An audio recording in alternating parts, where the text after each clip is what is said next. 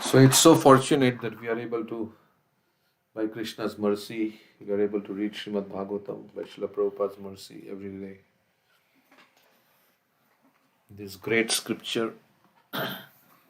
What is the effect of hearing Srimad Bhagavatam, reading Srimad Bhagavatam? Is described in the Bhagavatam itself. Yasya Vaishruya Manayam Krishna Parama Purushe Bhaktir Utpadyate Pumsam Shoka Moha Vayapaha. By giving oral reception to this literature, Srimad Bhagavatam, then what happens is love for Krishna awakens in the heart, and our lamentation, shoka, moha, illusion, and bhaya, fear, is eradicated. So, this is transcendental sound vibration. It will wake us up from all the slumber and all the misconceptions about who we are and what is the purpose of life. So, by hearing every day, Nashta Prayeshu Bhadreshu Nityam Bhagavata Sevaya, Nityam Bhagavata Sevaya, then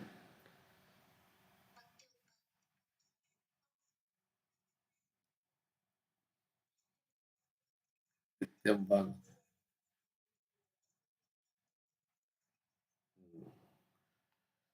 Bhakti to the Supreme Lord will be established in our heart. So, Srila Prabhupada has translated, it's all in Sanskrit, right? Srimad Bhagavatam is all in Sanskrit. But so painstakingly, Srila Prabhupada has translated, this is his magnum opus, the work of Srila Prabhupada, this translation of course, he didn't do all the 12 cantos, but the 10 cantos he did, and then, of course, it was completed by his disciples, the last two cantos. But so much effort, and Prabhupada also gave us the summary of study of the 10 cantos, Krishna book. So this is such a great treasure we have.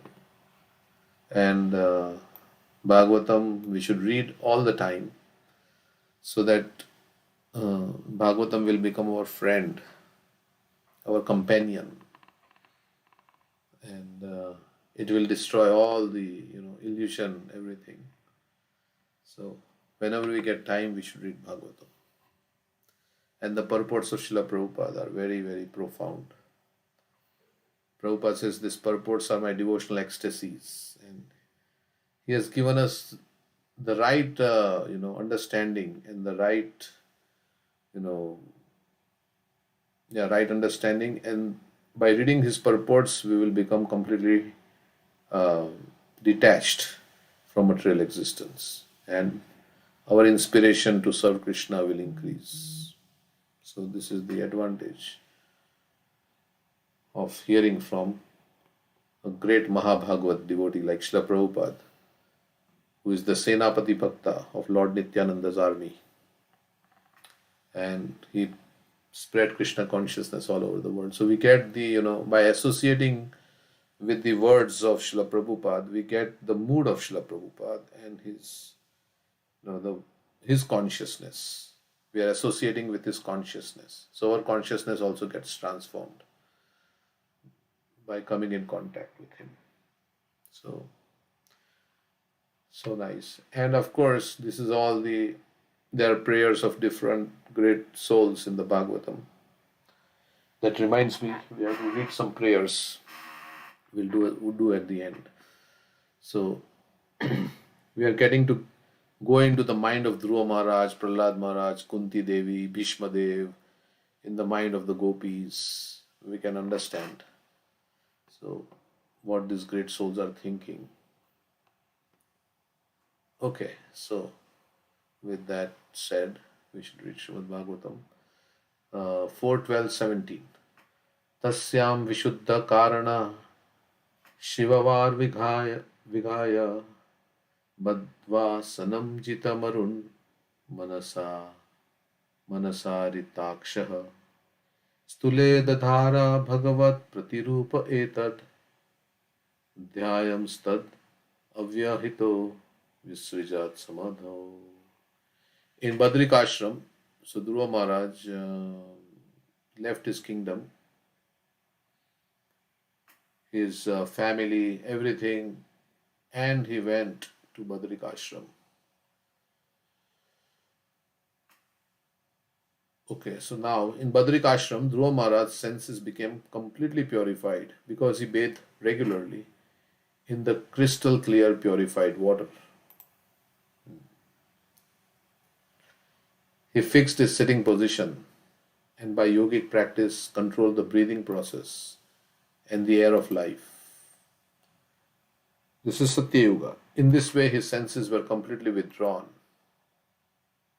So, yoga practice means to fix the mind on Krishna, to withdraw the mind from all the sense objects and put it at the lotus feet of Krishna. Krishna says, a man who withdraws his senses from the sense objects and fixes his senses upon me, his mind upon me, is known as a man of steady intelligence.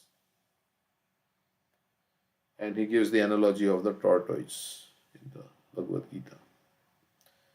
So, when Bhakti Siddhanta Saraswati Thakur was asked for a benediction, what would he say?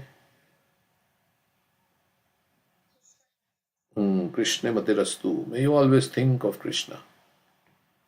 So, thinking of Krishna is not so easy because our mind is going here and there.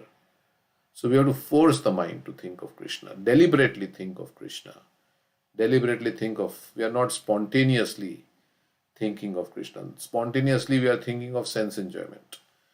But so we have to bring the mind by force in the beginning at least, and then we chant the holy name, we read Srimad Bhagavatam, we do service to Krishna. Then slowly and gradually, the mind will naturally become attached to Krishna. And when the mind is attached to Krishna, then our life is successful. So, because Antakale chamameva smaran muktva kalevaram ya prayati samadbhavam yati nashti atra sanchaya. The success of life, or Antakale chamameva, at the end of life will be remember Krishna. Etavan sankhya yogabhyam swadharma parinishthaya. Janma labha par smriti. So this is considered the success of life when we can remember Krishna. Of course, Krishna will remember us if we don't remember him. That is also mentioned. But we'll naturally become whoever we love in this world. We are thinking of that person. So we want to develop our love for Krishna. And if we love Krishna, then we will see everybody as part and parcel of Krishna. And then we love all the living entities. Not only just my family, not everybody. Because everybody is in Krishna's family. All the jivas belong to Krishna. Omevamsho jiva loke jiva bhuta sanatana. So then he went there at Badrikashram. He was bathing. He fixed and he withdrew his senses inwards. Then he concentrated his mind on the Archa Vigraha form of the Lord. So he's meditating on the form. You have to take the mind away from all the distractions and focus it on Krishna. That is a yogic process, which is the exact replica of the Lord, and thus meditating upon him, entered into complete trance. So you enter into like samadhi kind of state. Now, Prabhupada also defines samadhi as when you are doing everything for Krishna. He says sometimes you are washing the dishes, sometimes you are going to the market to buy bhoga, sometimes you are chanting the holy name, sometimes you are distributing books. So all the services, so constantly, that is also samadhi. Samadhi doesn't mean inactivity, but samadhi means doing everything, of course, bona fide activities for the pleasure of Krishna. So here is a description of the Ashtanga Yoga system, to which Dhruva Maharaj was already accustomed, because he did that before when he was 5 years old. Ashtanga Yoga was never meant to be practiced in a fashionable city. Dhruva Maharaj went to Badrikashram. So we need a quiet place to chant the holy name, free from all disturbance. You cannot have TV going on and all the distractions. We have to chant in a very quiet and secluded place so that we can focus. That's called sacred space. So here for him, the sacred place, the yuga being Satya Yuga, was Badrik Ashram. He went to Badrik Ashram. In a solitary place alone, he practiced yoga. And then, when you connect with the Lord, you find so much happiness. And you become so joyful and become peaceful first. First, you become peaceful because there is no agitation of the mind. Because mind is withdrawn from all the sense objects. So there is less agitation, mind becomes peaceful, and then you experience joy. So, in material life, there is neither peace, and without peace, there is no joy also. So, it is just Hare Krishna. He concentrated his mind on the Archa Vigraha, the worshipable deity of the Lord, which exactly represents the Supreme Lord, and thus thinking constantly of that deity, he became absorbed in trance. We can think of our Radha Natavar, very beautiful deities, Gaurnitai, Panchatattva. Worship of the Archa Vigraha is not idol worship. So the more you see the Archa Vigraha, the more you think about the Archa Vigraha, the form of the Lord. And then you read about his pastimes also in the Bhagavatam. And then we have pictures which depict different pastimes. Like right in front of me, there is Chaitanya Mahaprabhu doing Sankirtan. So you can chant and look at this. Like that, whatever picture you have, you can look at that and see the Lord in this way. So the whole practice of yoga is meant to focus the mind on Krishna. Worship of the Archa Vigraha is not idol worship.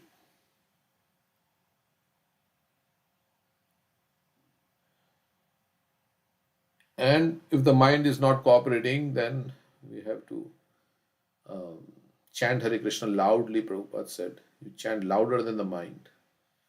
And also, in a very prayerful mood, Krishna, begging Krishna, please Krishna, help me control my mind. It's going crazy. It's not able to focus on you. So like that, we beg Krishna. And we can cry to Krishna because we are helpless. We are helpless against Maya. Krishna, I am helpless against your very powerful Maya. So Krishna, please help. I am begging you, crying Krishna. So this is how Krishna's mercy may come. The Archa Vigraha is an incarnation of the Lord in a form appreciable by a devotee. So we can't see the Lord because Lord is spiritual, and we cannot even see the soul. The soul is spiritual. Do we see when somebody dies, the soul leave the body? No, we don't see the soul leaving the body. We can perceive that the soul has left the body, but we can't see the soul. The person who left the body is the spirit soul. We can't see. So with our eyes, we cannot see spiritual things, and Krishna's form is spiritual. So we can't see him. So that's why this Archa Vigraha is there. So that we can see Krishna in the form of wood, metal, paint, stone, like that. There are different manifestations of the deity. And by coming in contact, regularly seek the deity, that impression actually stays on in our mind. Therefore, devotees engage in the temple service, in the service of the Lord as Archa Vigraha, form made of sthula, objects such as stone, metal, wood, jewels, or paint. And another deity form is in the mind. All of these are called sthula or physical representations. Since the devotees follow the regulative principles of worship, even though the Lord is there in his physical form, he is not different from his original spiritual form. So on the invitation of a pure devotee, Krishna comes and resides in the Archa Vigraha form. And then the Archa Vigraha form becomes non-different from the Lord. Thus, the devotee gets the benefit of achieving the ultimate goal of life, that is to say, becoming always absorbed in the thought of the Lord. This incessant thought of the Lord, as prescribed in the Bhagavad Gita, makes one the topmost yogi. Which verse is that? This incessant thought of the Lord, as prescribed in Bhagavad Gita, which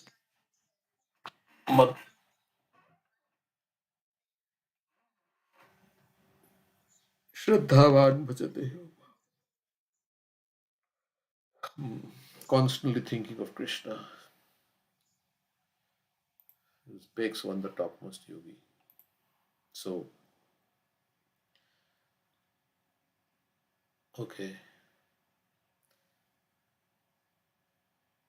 So the whole thing is to bring us to Krishna. Krishna consciousness means to be always conscious of Krishna. That's why sense gratification is opposed to Krishna consciousness, because when we are engaged in sense gratification, we forget Krishna. That's why, uh, of course, why we engage in sense gratification? Because we think that we get immediate pleasure from sense gratification. So that's why sense gratification appears to be very palatable.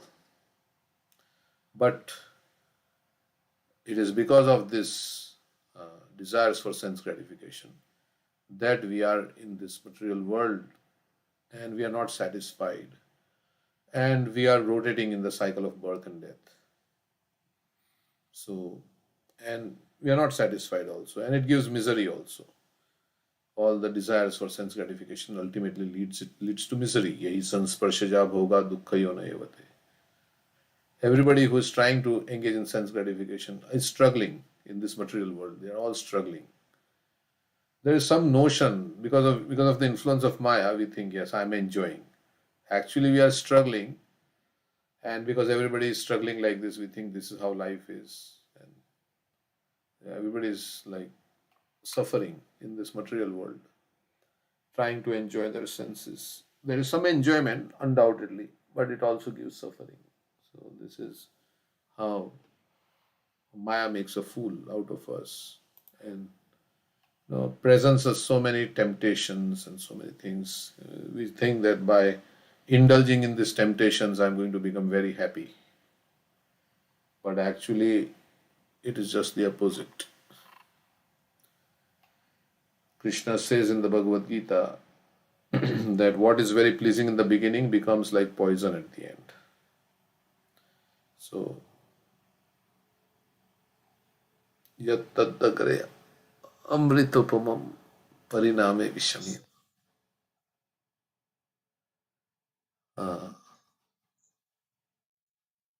Pamedame amritam.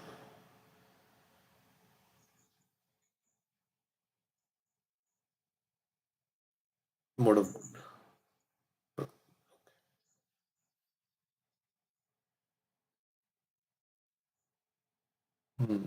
Tatsukam. Tatsukam Rajasam Sri. Yeah, correct. So, yeah, it's like, we have to work very hard and then we think in future there'll be enjoyment. But in future, what will happen? Future, if you keep going, then ultimately there is death, old age, disease. So, like that. At the end, we become very morose because all our desires, nothing is there. Nothing can be taken with us, nothing can be fulfilled here. And then we have to leave everything behind. So it gives a lot of. But if we are chanting Hare Krishna and we got some pleasure in chanting, then even in old age, we can sit down very quietly, chant Hare Krishna, or listen to some nice Krishna Katha and derive so much bliss and happiness. So we have to cultivate that taste for Krishna Katha, for Harinam, so that. But otherwise, we'll have to, we don't know how to pass our time. To watch TV and so many things. We are distracted by so many things. And like that. Then we just feel like, let me die. So, okay, so the next verse. Bhaktim haro bhagavati pravahan jasram anand baspa kalaya muhur ardyamana viklidyamana hridaya pulakachitango natma namasmaradasava iti muktalingaha.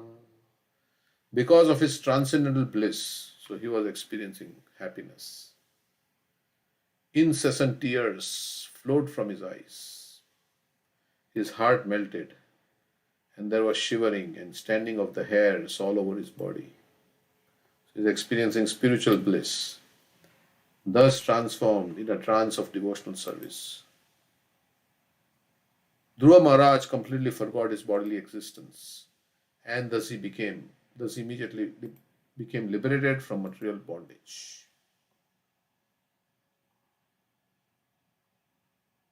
So he was experiencing like Ashta Satvik Vikar, transformations, tears coming down from my eyes. Tears can come for many reasons. Tears can come out of distress, material distress. Tears can come because of gratitude for the Lord. Oh, Krishna, you're so kind, you're so. Tears of love are there, like that. So many different ways tears can come. But these tears, Prabhupada says, right, one is hot, one is cold.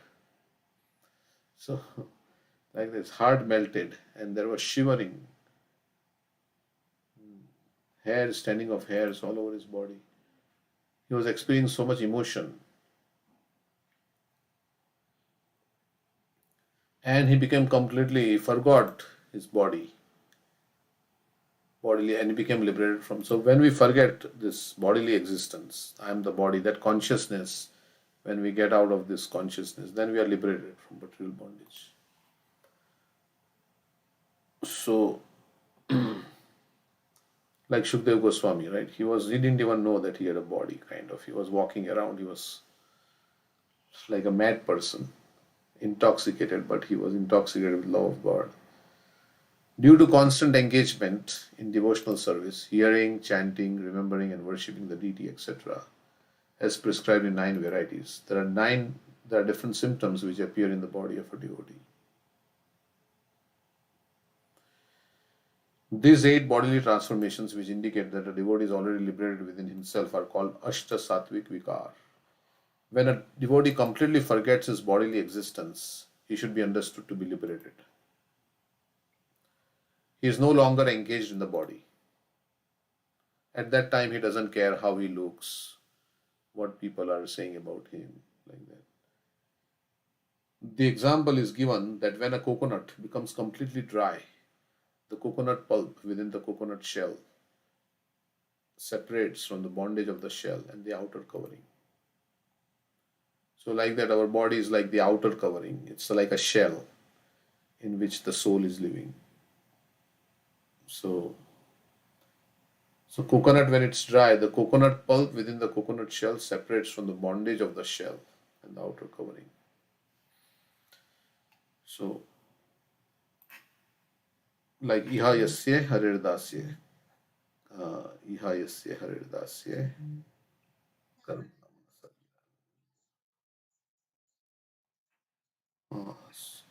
So you become liberated even in this body because your consciousness is in service to Krishna.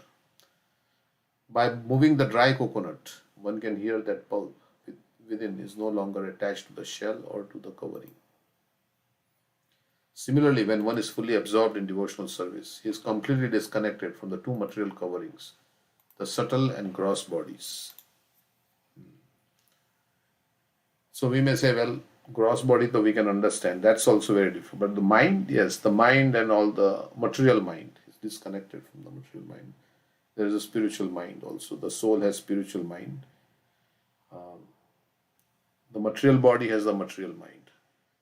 Dhruva Maharaj actually attained this stage of life by constantly discharging devotional service. So Prabhupada is saying you can attain this stage that Dhruva Maharaj attained if you constantly discharge devotional service without interruption.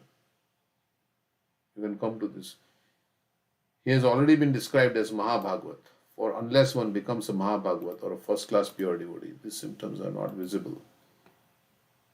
So we should use all our time in chanting, hearing, like that. And of course, because we are tired, then we have to take a rest. But ideally, all the time we should use in service to the Lord. Lord Chaitanya, iti updesha saram, kalam akhilam nayat iti updesha saram. Right? This is the essence of all advice. Is to use all one's time in service to the Lord. Lord Chaitanya exhibited all these symptoms.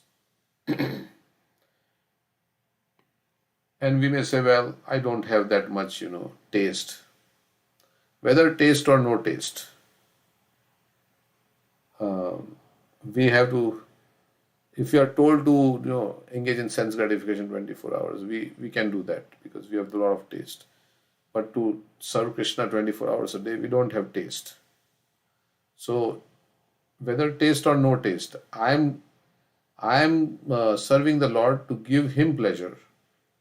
I am serving to give Srila Prabhupada pleasure. Means I am doing because He likes it. So in the beginning, like that consciousness we can have. It's not about my taste, it is about what Krishna likes, what Srila Prabhupada likes. So that's why I'm doing that. It's not about me. Material life means it is all about I and mine and me in the center. And Krishna consciousness means it's about Krishna, Krishna's pleasure, not mine. Of course, in that selfless kind of service, then we derive so much pleasure also. So whatever may happen, whether my mind may like it, like when we chant, the mind may like or may not like. I don't care. I am not the mind. I am chanting to please Krishna. That's how we should think. Because every time we think, oh, whether my mind likes it, I like it, I don't like it. So then if you always think about I like, I don't like, then our mind naturally doesn't like all these things. The mind likes to think of sense gratification. So we can say this is like, subduing the mind. We are going against the mind. If you don't have taste. If you have taste, then wonderful. But we have to, that's called sadhana bhakti. Sadhana bhakti means I don't have taste, but this is good thing for me to do. That's why I do it. Like a medicine, right? You don't like to taste a bitter medicine. Take it. It tastes very bitter. But if you know it's good for you, it's going to cure your illness and you'll become healthy, then you'll anyway take it. So similarly, we should take it like that. The holy name and everything like that. And then, of course, it becomes very sweet as we chant. And so Thakur Haridas also exhibited them. And there are many pure devotees who manifested such bodily symptoms. So Haridas Thakur was chanting 192 rounds. He could not be stopped from chanting. Even he was threatened with his life. He said, I cannot stop chanting. You do whatever you want to do. You want to kill me, you kill me. But I cannot stop chanting. Chanting is like breathing for me. I cannot. They beat him up in the 22 marketplaces because they wanted to show if a Muslim chants Hare Krishna, then what will happen? So that other Muslims may not do the same thing. So they wanted to do a public, flogging of Haridas Thakur. So they were beating him and to scare the hell out of, other people. They're beating him publicly in marketplaces where people gather. So, but Haridas Thakur said, you do what you have to do. I cannot stop chanting. So that's why he's Namacharya. Because he has so much taste also. And even in his last days, Chaitanya Mahaprabhu came and said, now, Haridas, I see that you're not well. And he says, my body, what did he say? My body is not well, but I'm not well because I'm not able to finish my rounds. Right? Huh? I'm diseased because I'm not able to finish my quota of chanting. So Prabhupada says, anybody who cannot finish his quota of chanting is considered to be in a disease condition. So, so we should chant more, at least 16 rounds we say, but we should chant more. So like that. And when we chant with quality, then we get taste. And because we get taste when we chant with quality, then we would like to increase the quantity. It is a natural outcome of chanting with quality. If you chant your 16 rounds with quality, then you feel after, Mahatma Prabhu says that after chanting 16 rounds, if you feel, oh my God, I just finished my rounds for the day, I don't want to look at the bead bag again till tomorrow. Oh God, it's over. That means, we still, of course, that's good also, at least we finished our rounds. But if that kind of feeling is coming, then that means that we don't have taste yet.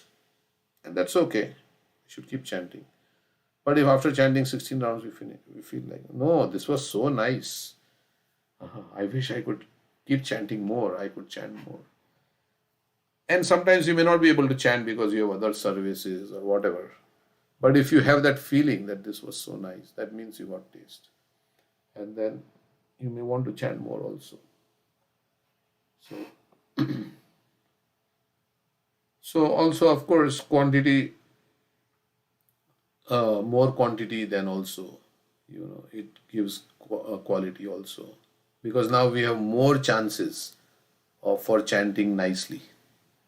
If we chant only 5 mantras, then maybe we didn't chant 5 mantras nicely. But if we chanted 15 mantras, then maybe we chanted 3, 4 mantras nicely.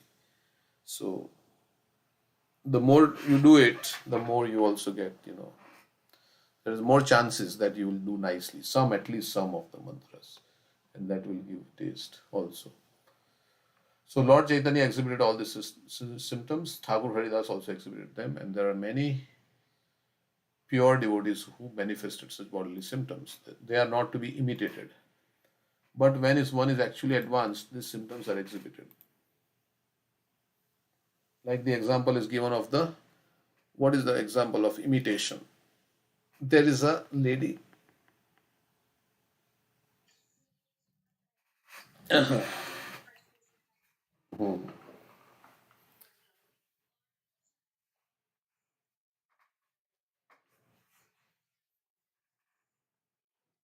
Hmm. Yeah.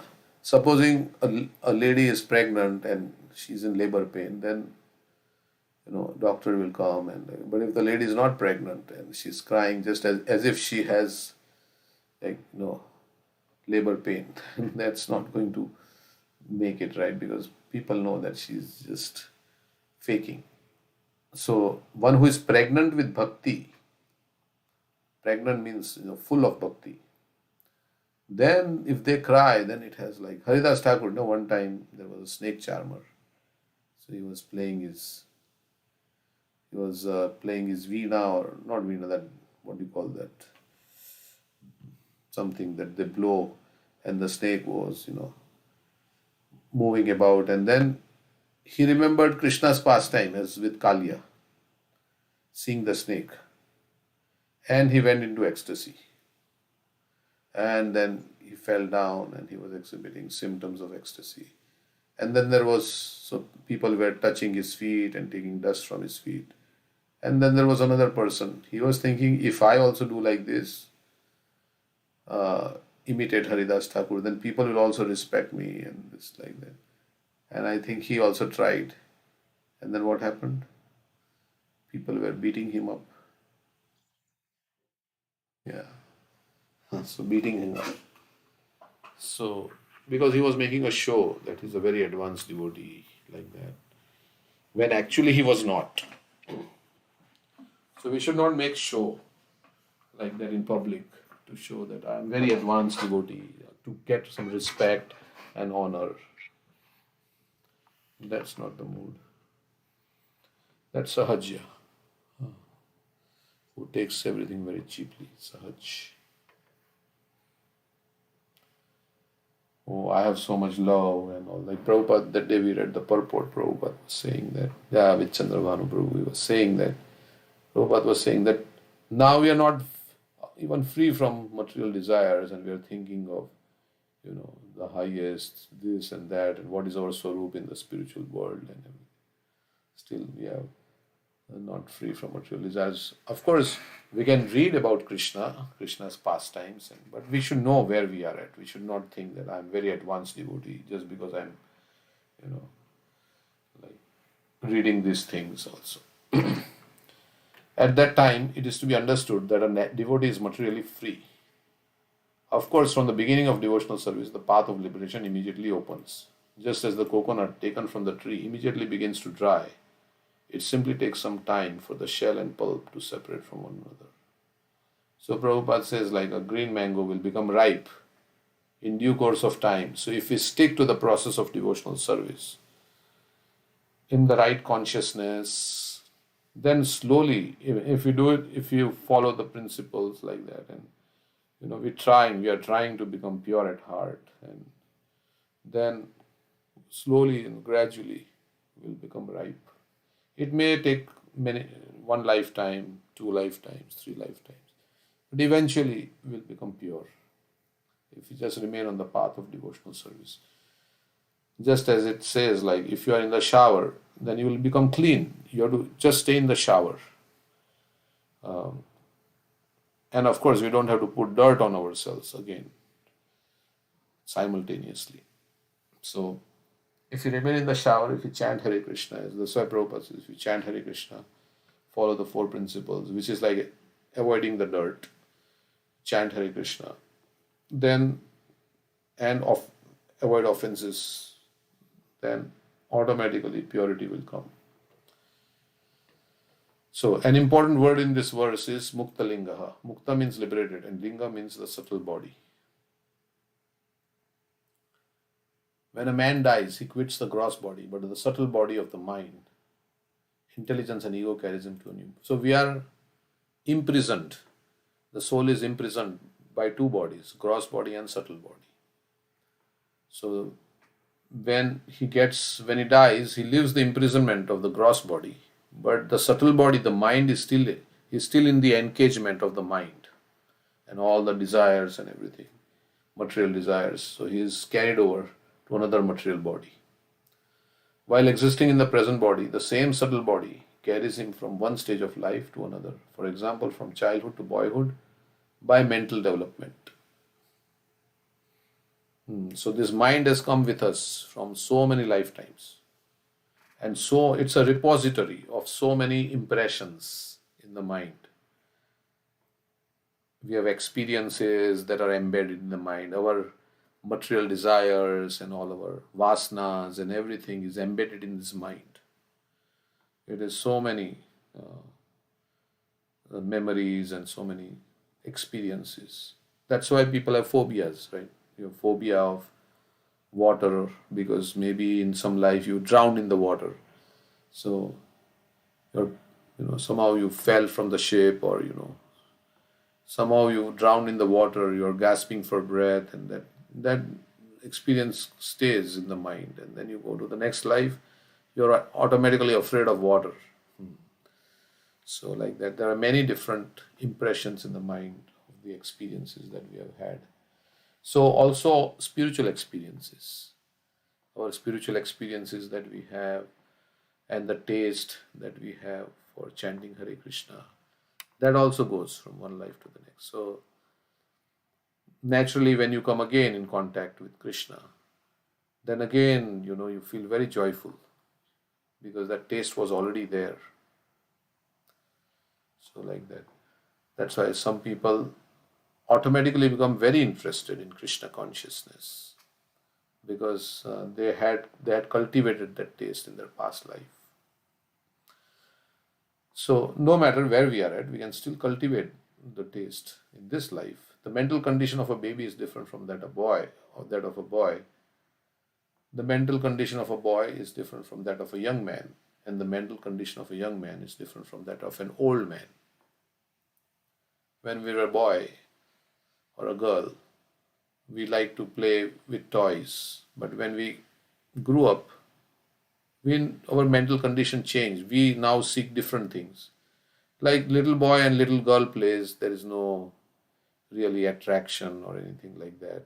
But when they grow up, then obviously there is some, by there is attraction develops. So the desires change and everything change, like that. And then when you become a little bit older and things like that, then other kind of desires, like what is that Shankaracharya's verse, that Bala Avastha, Krida Asakta.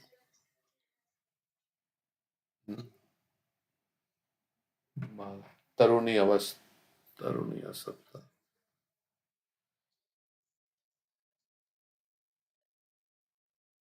Hmm. In Vriddha Avastha, you are, yeah, you are, go ahead, yes, playing.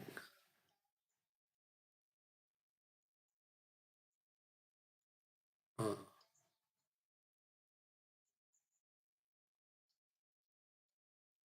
hmm.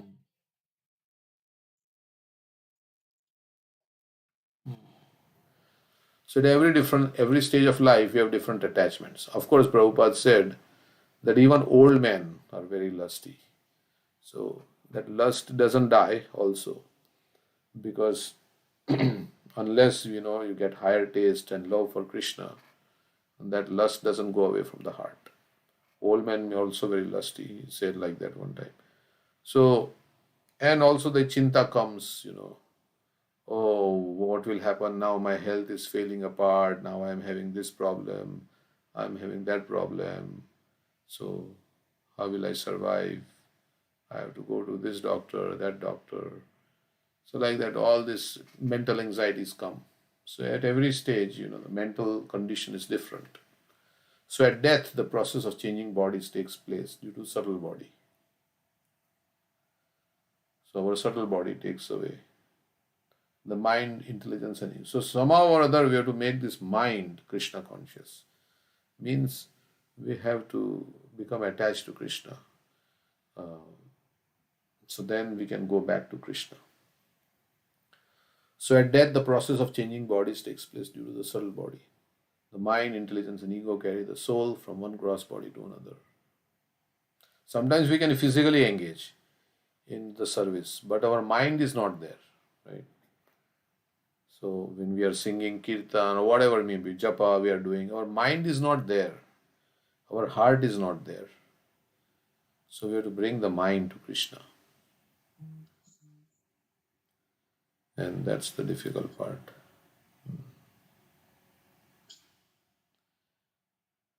So so we are practicing. Every day we are practicing to bring the mind to Krishna.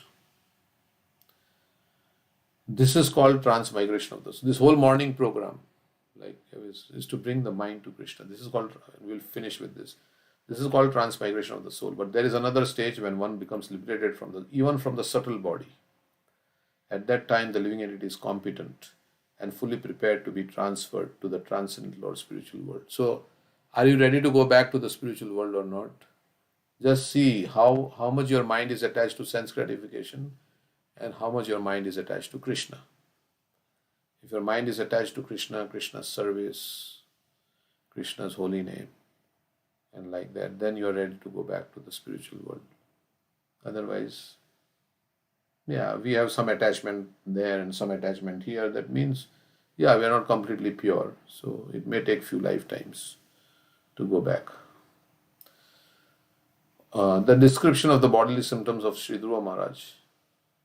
So now Dhruva Maharaj is expediting, right? Because he has become older and he's expediting. He's going back home, back to Godhead. So he has gone to Badrik Ashram.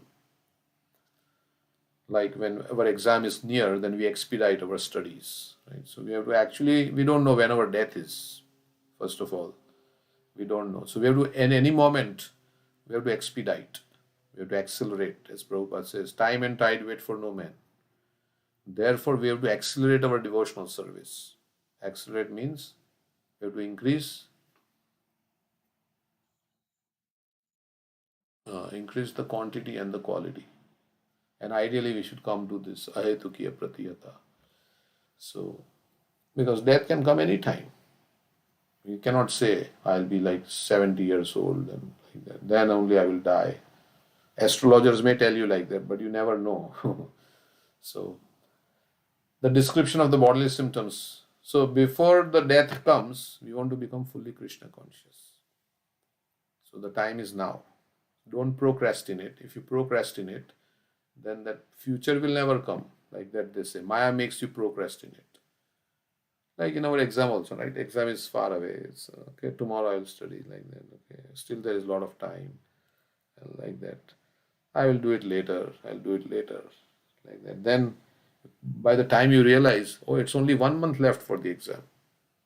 So like that, it happens. Those who have the experience. So we take little bit casually in the beginning because we think now, yeah, it's not like why are we so why we are taking it so like desperately. Still, exam is so far away. But Krishna consciousness, you can only make progress if you take. Prabhupada says we should chant as if death is knocking at our doorstep. Death is coming. Death is coming. Then we will. This today may be my last 16 rounds. I'm chanting. Let me chant with great, attention and great feeling for Krishna, like that. Because it may be very well be our last day. We don't know.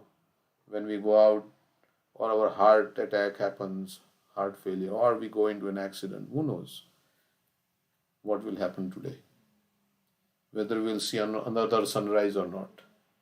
So Chanakya Pandit says if you want to make spiritual advancement, think that you have very less time left in your life. So you don't make material plans, right? If you have only 1 month left, 2 months left, what plans are you going to make for enjoyment? Then you can make spiritual advancement. So you should think, it's very near, very close. What am I going to like? Actually, if we have situation like that, you're not going to make material plans. I'm going to start a business, or I'm going to do this. I'm going to do this. No, now it's very less. I'm just going to give my life, whatever this 2 months I have left. At least I did not do for so many years properly. At least give me the last 2 months for Krishna. So in that way we can do what is necessary immediately when we think like that. Otherwise, mind just goes like on a trip, on a pleasure trip. It takes us through many. Our mind has taken through many situations in this material world. You know, who is transporting us from one situation to the next? The mind. So, so at that time, the living entity is competent and fully prepared to be transferred to the transcendental or spiritual world. The description of the bodily symptoms of Sri Dhruva Maharaj makes it apparent that he became perfectly fit to be transferred to the spiritual world. So he's experiencing such joy in devotional service. Means he was going to fit there in spiritual world. One can experience the distinction between subtle and gross bodies even daily. In a dream, one's gross body is lying on the bed, while the subtle body carries the soul, the living entity, to another atmosphere. But because the gross body has to be continued, the subtle body comes back and settles in the present gross body. Because we have to live another day. So mind again comes back. Therefore, one has to become free from the subtle body also. This freedom is known as Mukta Linga. Okay. So we can become free. Becoming free from subtle body means becoming free from the influence of our mind, material mind, by absorbing it in Krishna. Okay, so we'll stop here. Any other comments anybody has? We'd like to welcome Iran. Aaron, is, how is, did I say it right? Aaron? What's, okay. You would like to tell, I saw you at the temple yesterday, and I think you met Radhika. She added you. So, where are you based? And you would like to tell something about yourself.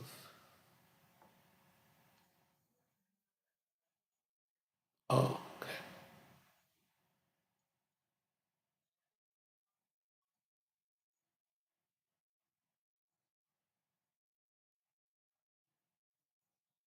Oh, okay, in Cincinnati. Okay. Yeah. Thank you for joining us. Okay. Any comments, anybody else? Or we can see if anybody else like to say anything, sing anything. Yeah.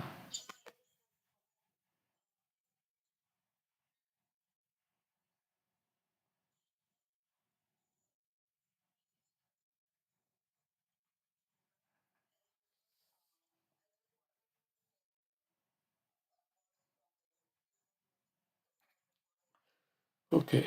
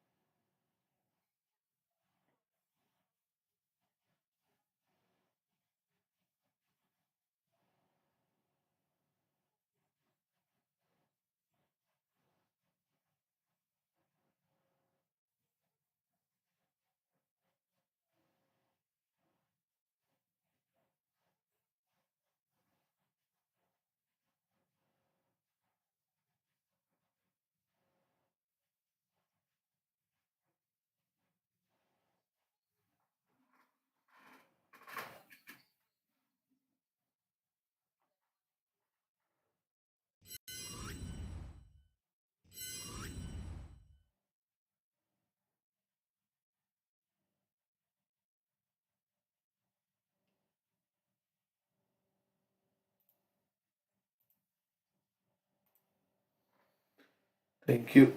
Thank you for sharing. Yeah, somebody like to say.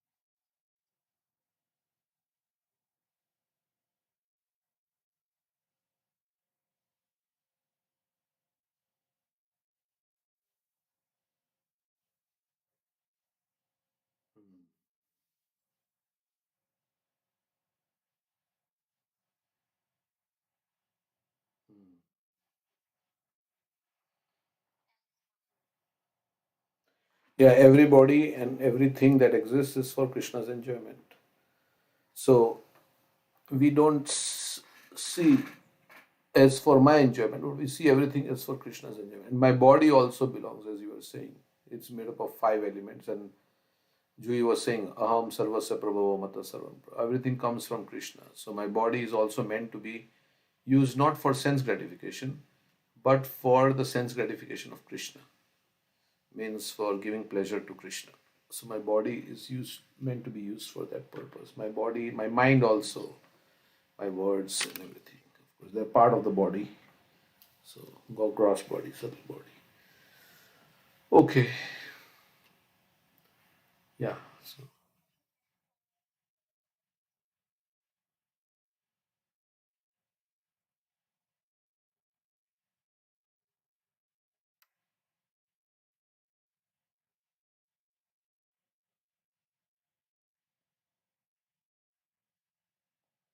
but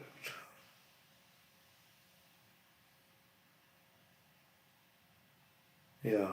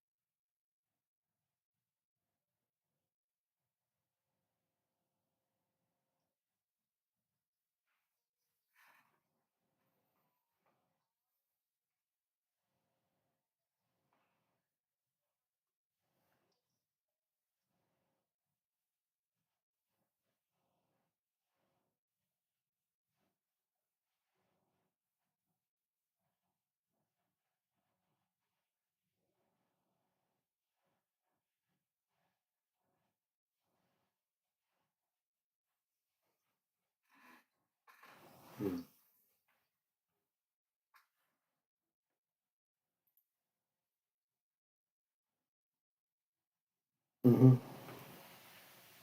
Yes, yes.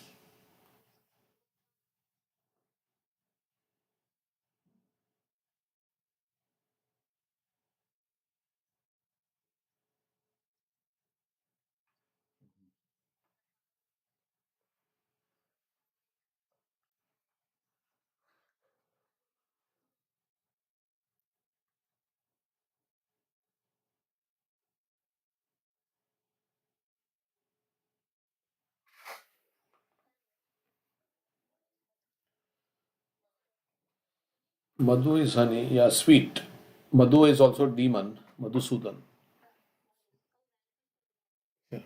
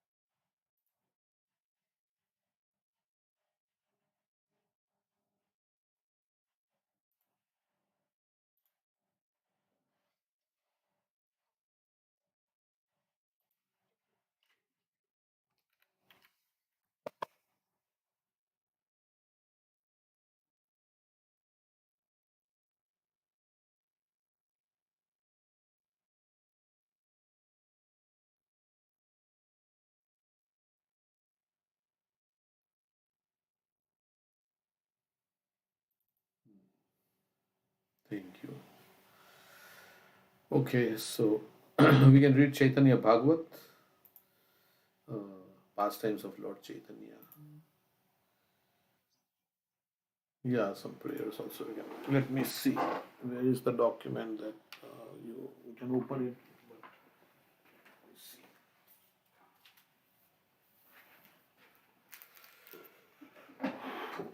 So, prayers of the devotees. Very powerful.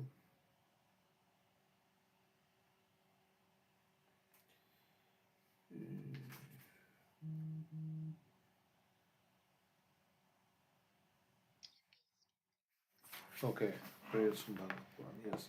I'm looking at my book and seeing if there is something I find very nice. Of course, all is nice. It's not like. There's prayers by Bali Maharaj to Lord Vamana. This is 8:22 to 11. We just need the verses, and then we can open Veda base and read from there. So it's 8.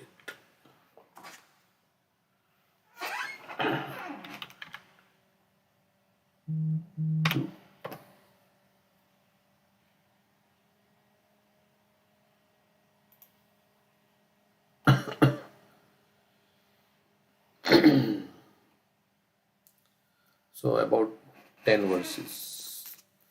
Bali Maharaj to Lord Vaman. Bali Maharaj is one of the Mahajans.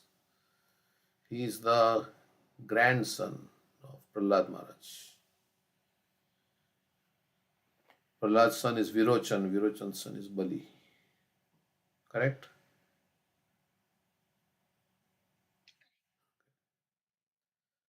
Shri Bali Ruvacha यद्योत्तमश्लोक भवान् ममेतिरम् वचो व्यकिलं सुखर्य मन्यते सुरवर्य मन्यते करोम्यृतं तन्न भवेत् प्रलम्बनम् पदम तृतीयां कुरु शीर्षणि में nijam. Bali Maharaj said, "O best personality of Godhead." So he's a Mahajan, so let's see how he's praying. Most worshipable for all demigods, if you think that my promise has become false, I shall certainly rectify matters to make it truthful. I cannot allow my promise to be false. Please, therefore, place your third lotus footstep on my head. So Bali Maharaj had promised 3 steps to Vamandev, and Vamandev, with his 2 steps, covered everything. So there was no place for him to put his third step. Although Bali Maharaj had promised Vamandev 3 steps. So he's saying that, yeah, my promise, I've broken my promise. So, but, I will make amends. If I've broken my promise, I'll try to rectify it. So you can put your third step on my foot. Third step on my head. You can put your foot on my head, which is your third step. So he's offering himself to the Supreme Lord. So, like that. Bali Maharaj is the emblem of Atma Nivedanam. He's offering everything to the Lord. Surrendering to the Lord, Atma Nivedanam, right?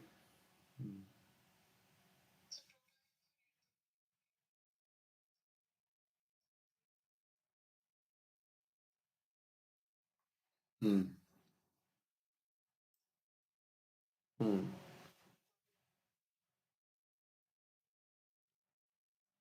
Hmm. Hmm. Okay, so now he's offering his very self, because that also belongs to Krishna. So he's understood. बिभेमिन बिभेमिनाहम निरयात पदाच्युतो न पाशबन्धात् व्यसनात् दुरत्ययात् नैवर्धकृच्छ्रात् भवतो विनिग्रहात् असाधु वादात् भृशम् उद्विजे यथा. I do not fear being deprived of all my possessions. He is fearless. Supposing all money is taken away from you, we were very fearful, like our house and everything is taken away. He is saying, I do not fear if you take everything away from me. Being deprived, or I am deprived of all my living in hellish life, being arrested for poverty by the ropes of Varuna, or being punished by you as much as I fear defamation. So he's saying that, yeah, if I cannot fulfill my promise, then my reputation will be spoilt. I don't want a bad name for myself, right?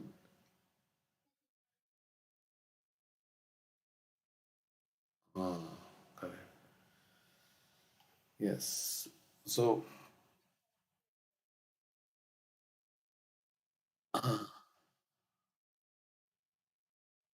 hmm, especially for one who is honored, of yeah, Kshatriyas. Hmm? Okay, so I didn't hear the last part, but yeah. So as much as I fear defamation, so he's telling, yeah. So then he says, Pumsam slagayatama manye dandam arhata marpitam yam na mata pita brata suridas chadishantihi. Although a father, mother, brother, or friend may sometimes punish one as a well wisher, they never punish their subordinate like this. But because you are the most worshipable Lord, I regard the punishment you have given me as most exalted. Nobody has taken everything like this from me. He was also arrested. And says others may, relatives may punish me, but not like this, the way you. But your punishment, I take it very with grace, because that is the highest thing. Prabhupada then talks about Tatenukampam. It is punishment by the Supreme Lord is the greatest mercy. Punishment meted out by the Supreme Personality of God is accepted by the devotee is the greatest mercy. Because in that way he feels that the Lord cares for me and he's correcting me. If you don't care for somebody, you don't punish them. Right? So the Lord is punishing me to correct me. He cares for me. How kind the Lord is. Of course, when the punishment is given, then we feel the suffering. So, but exalted devotees feel like that. Krishna is caring for me. He tries to correct, he's trying to rectify my consciousness so that I can go back to him. So he's giving me the suffering. So in that way. And all as Prabhupada says, it is by my own karma I'm getting. Yeah. A devotee knows that the so-called punishment by the Supreme Personality of God is only his favor to correct his devotee and bring him to the right path. Whole material world, we are getting all this struggle and all this, is to bring us to the right path. Therefore, the punishment awarded by the Supreme Personality of God cannot be compared to even greatest benefit awarded by. So, the benefit awarded by father, mother, brother, or friend is much lesser than the punishment given by the Supreme Lord. So, okay, so he is accepting that as because he lost everything. Yeah.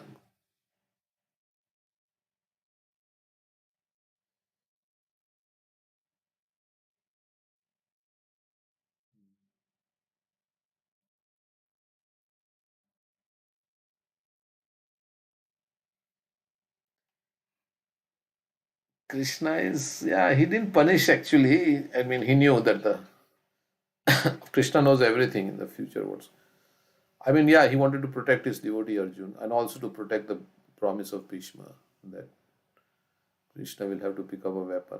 I'll make Krishna break his promise. So he is basically like favoring Bhishma, his reputation, right? Would be lost if his promise would fail. Is that what you're saying? That's why Krishna picked up the wheel. So otherwise, uh, hmm, hmm.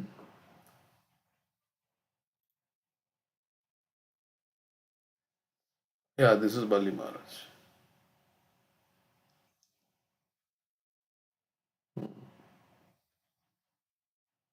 Yeah, that also, yeah, Bhishma is also saying, I'm ready to be killed by you if you want to kill me. I'm ready, I'm ready. Correct. Yeah. He is like, his hands are like this without anything. Accepting. Hmm.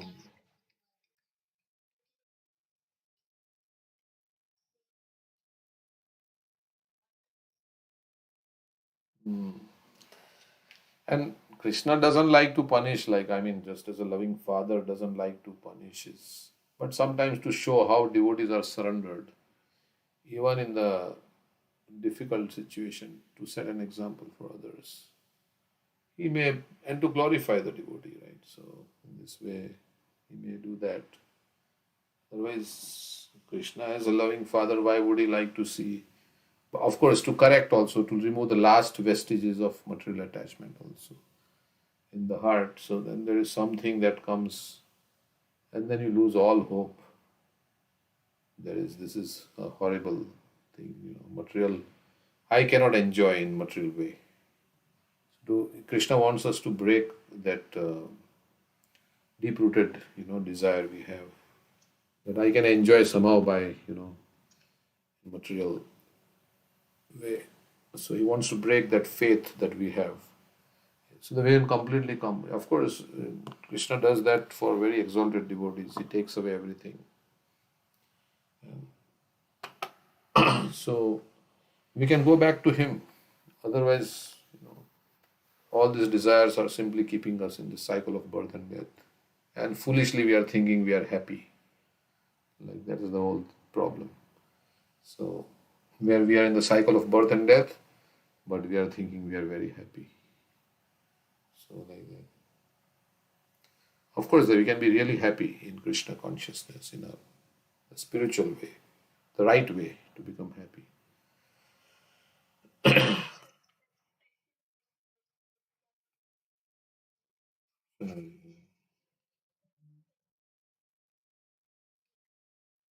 Mm.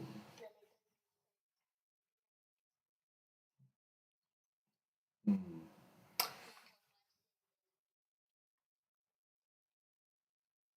Mm. And sometimes, he may keep everything also with you, but he may take away that mentality. Ultimately, it is, of course, externally also, if you take away our mentality, will be failure, will be considered failure in life. But even if you have, if Krishna also takes away like you were saying, Hari takes all amangal things, he takes away. So from our mind also, this very deep-rooted thing that I'll be happy by sense gratification, that thing also Krishna takes away. So that we will realize, yeah, this is not actually happiness. This is just some, you know,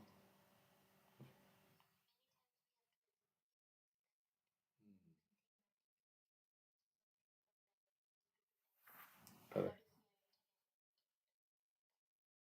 Yeah, yeah,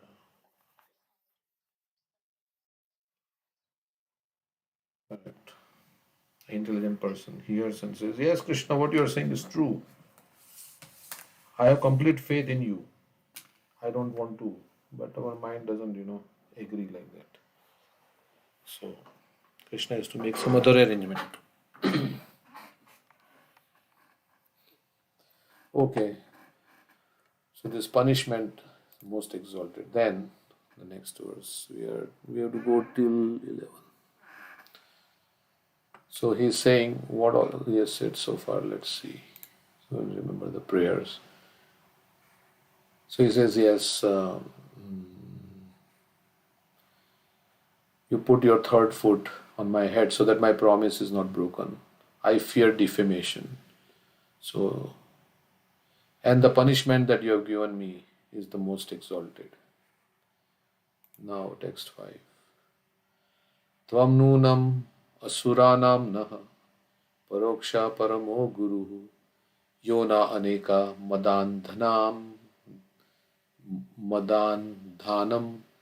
vibramsham chakshur adisat. Since your lordship is indirectly the greatest well-wisher of us demons, you act for our best welfare. So Krishna is the well-wisher of even demons. You act for our best welfare by posing as if our enemy. Because demons like us always aspire for a position of false prestige. By chastising us, you give us the eyes by which to see the right path. So he's saying that, yeah, we are all demons, so Krishna is chastising us, and in this way, showing us the right path. Next verse.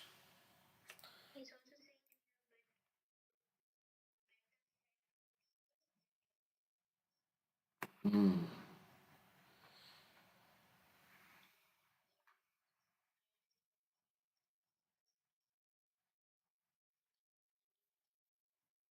Mm. Okay.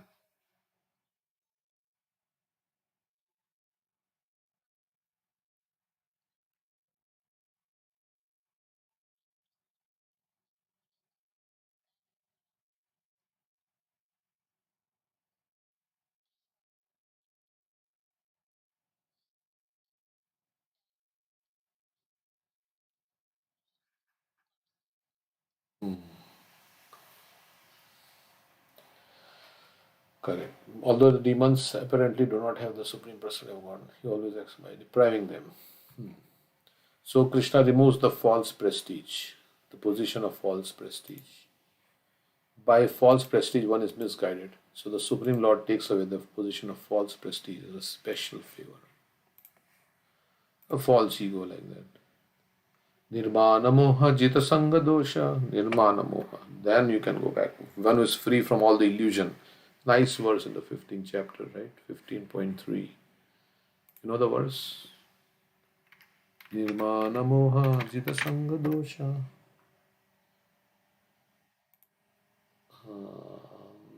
15.5, I think. विवर्तकामः द्वन्द्वैर्विमुक्ता सुखदुःखसंज्ञे गच्छन्ति अमूढा padam avyayam tat. Krishna is saying that avyayam, inexhaustible abode of the Lord can be reached by those who have these qualities. Those who are free from false prestige, illusion, and false association, who understand the eternal, who are done with material lust. Vinivritta kamaha. Nivritta kamaha means you are done with material lust. Dvandver vimukta, who are freed from the dualities of happiness and distress. Oh, this is nice, this is not nice. All like material world. Sukha dukha sangner. In hap, uh, lava lava.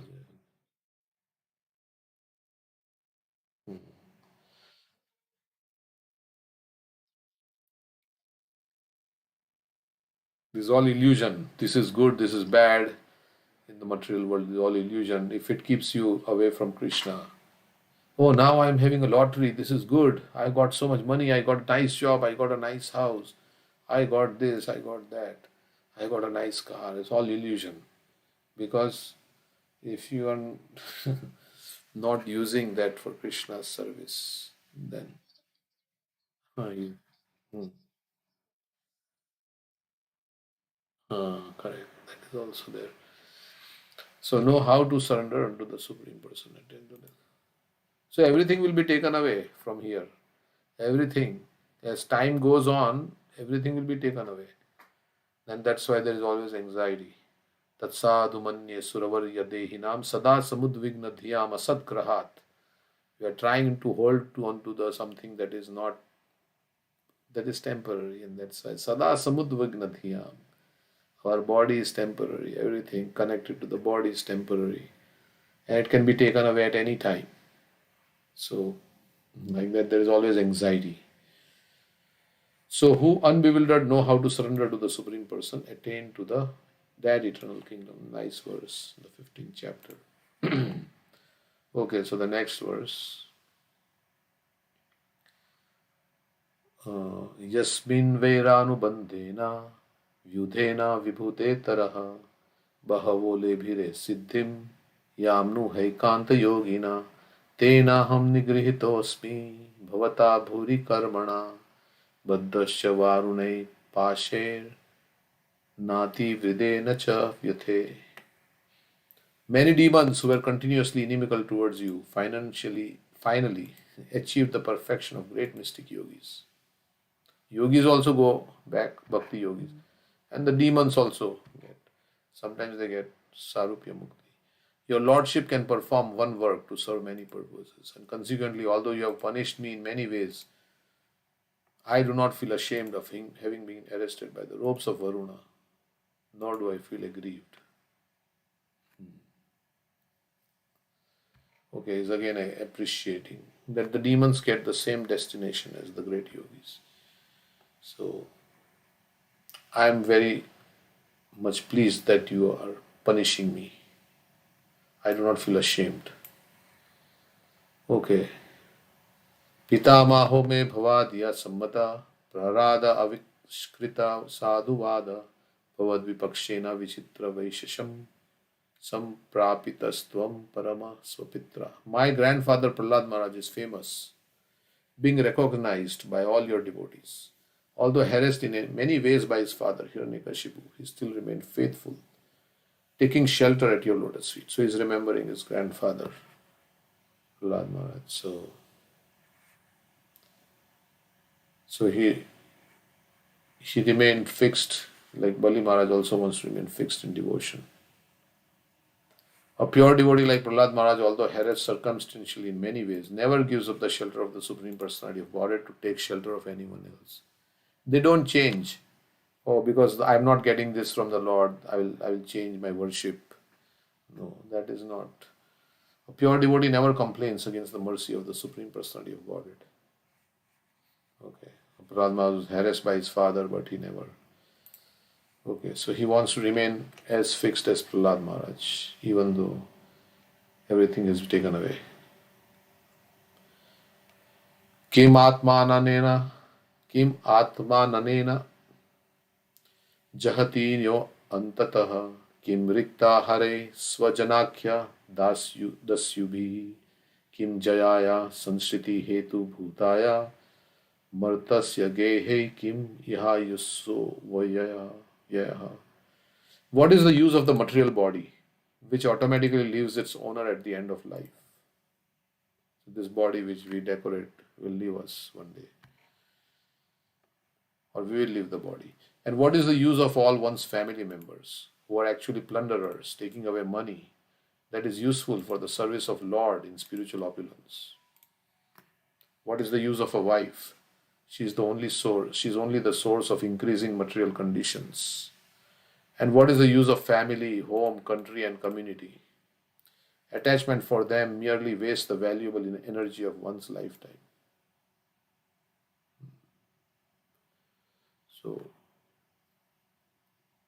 So much endeavor goes in trying to maintain one's position and one's relatives in this material world instead of serving Krishna. And if they are not devotees, that's okay. But if they're not devotees, then they will tell so many things to spend for sense gratification. And that money can be used in Krishna's service, but then instead of that, the children and the spouses, they will take away the money. And simply, it wastes time, energy in one's life. So, he's saying like that. And Prabhupada quotes this verse also. Pumsa striya mithuni bhavametam tayor mitho hridaya granthi mahu ato griha kshetra sutapta vittir janasya moham.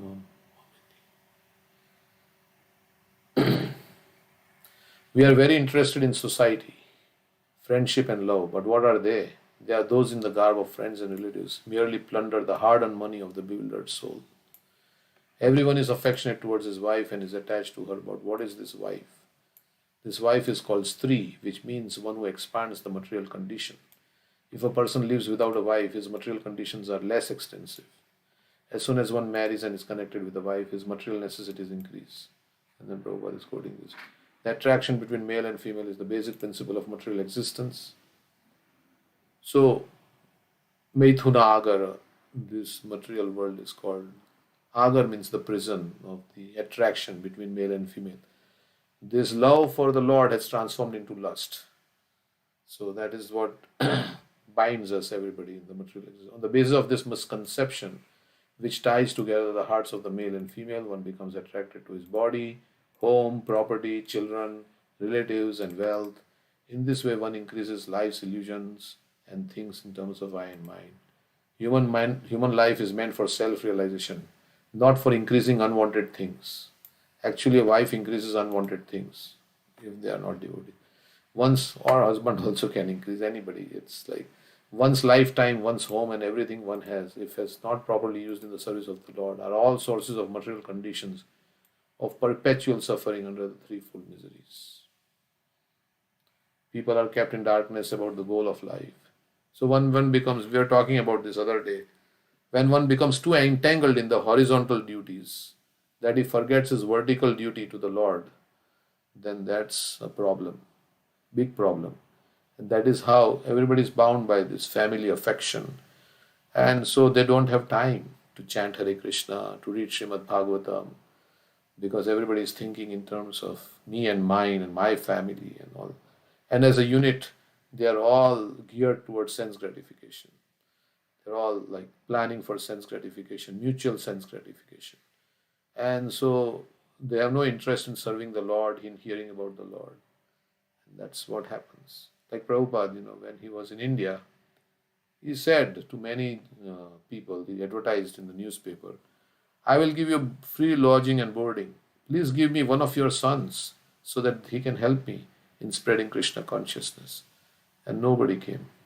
So much bondage of this that nobody wants to spread Krishna, do Krishna's work.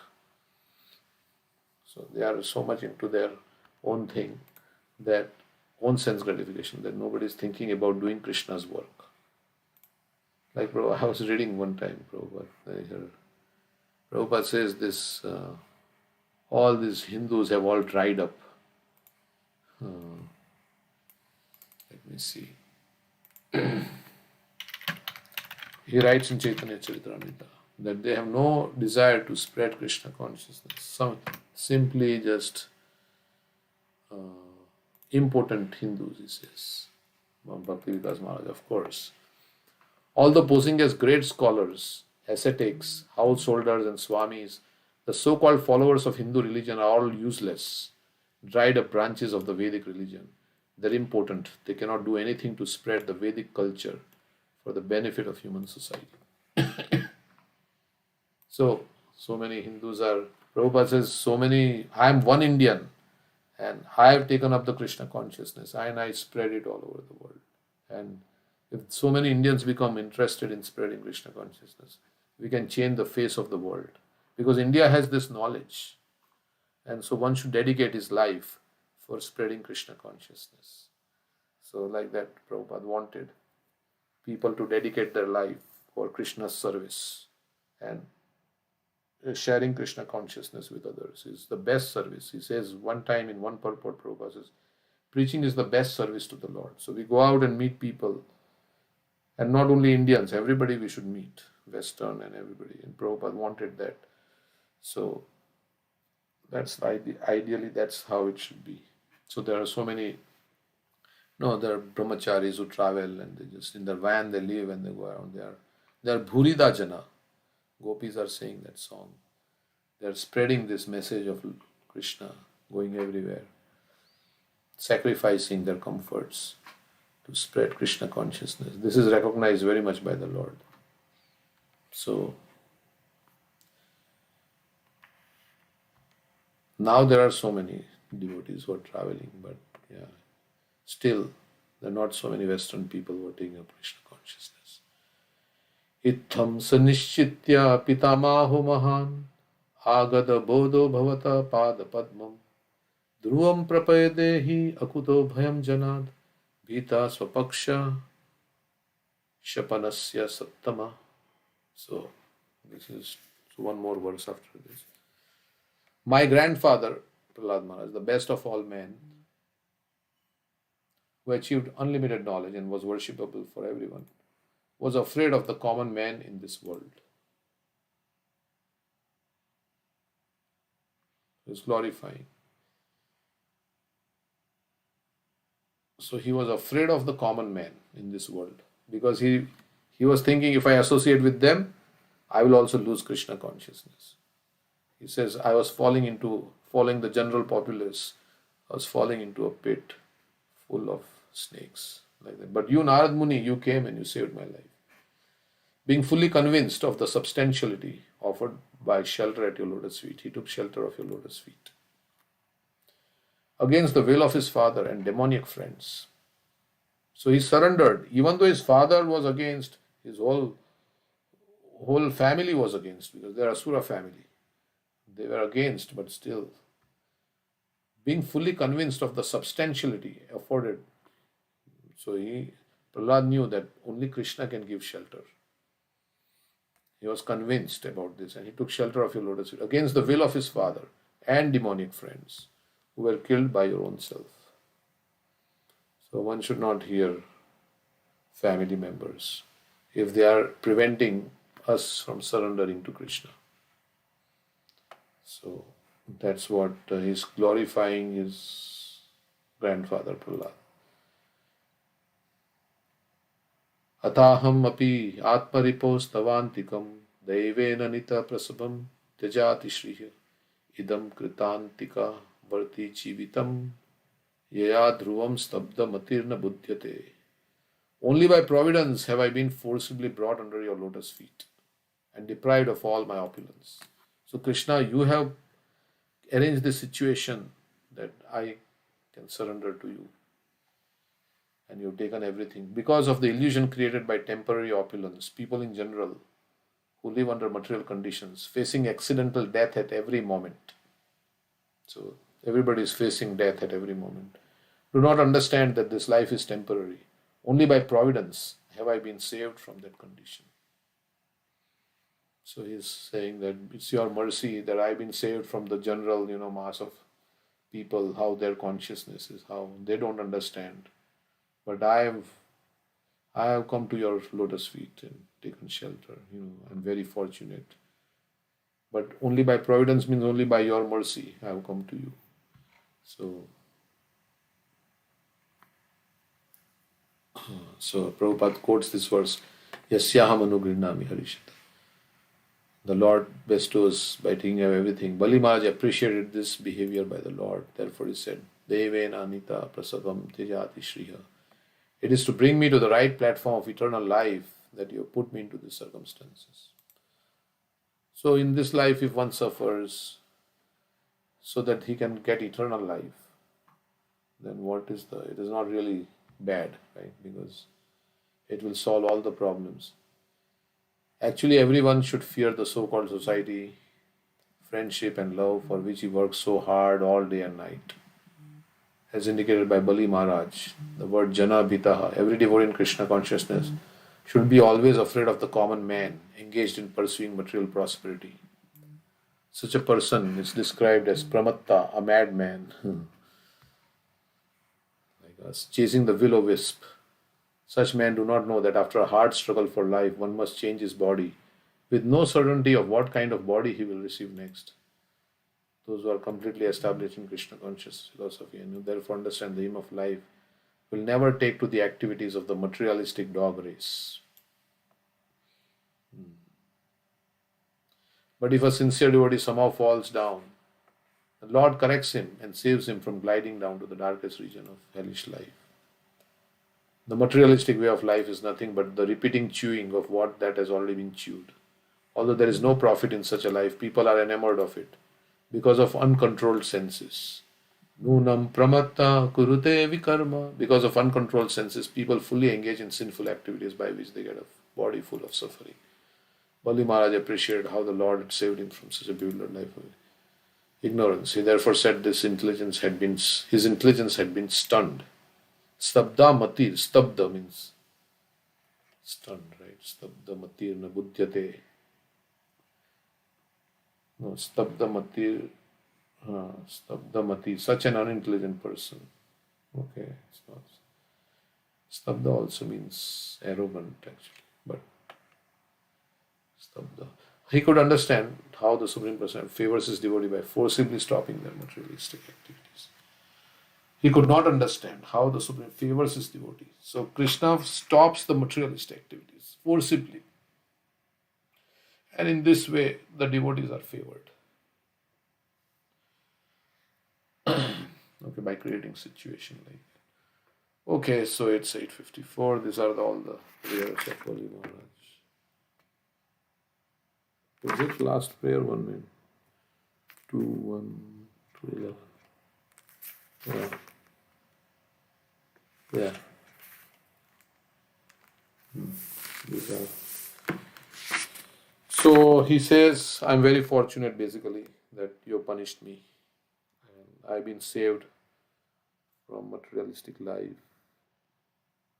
Your punishment is very good.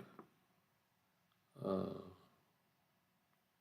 I do not feel ashamed like that. And he remembers Prahlad Maharaj, how he took shelter. And he condemns materialistic life. What is the use of all these things? Okay,